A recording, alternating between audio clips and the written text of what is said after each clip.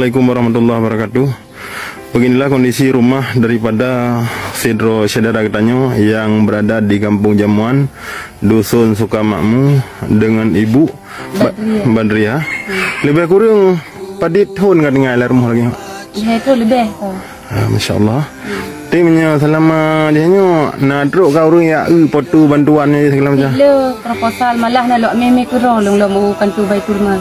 Berarti sampai rumah malam sampai nak urus. Noh ana la untuk tindak lanjut. Sapu menteri bepeng golong. Dia rubah rumah long roje pinai tinjau le urung kecamatan. Tapi bantuan rumah nadruk sampai nak urus. Dia rumahnya mentang long pegat nyong long blaon peng ibi peng covid ilung. Karena ilung kena PKH na tapu hana.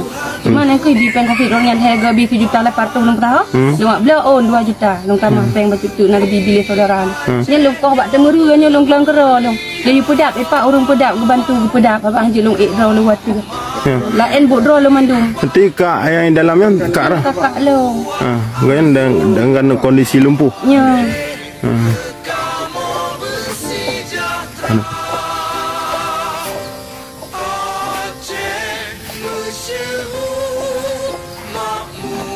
Betul kakaknya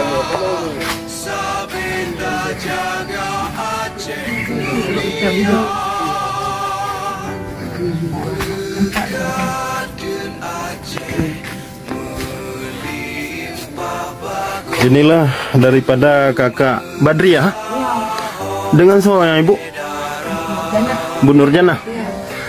Di Nadrib berarti kan sakit kan sakit drone di Nadrib kalau hanya longjar anak ketama batu kulo di pelutun berarti kan tinggal dua nyong adik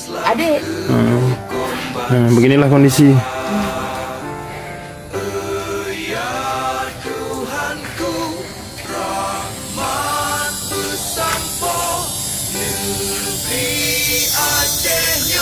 Ini tempat kemegun Pak.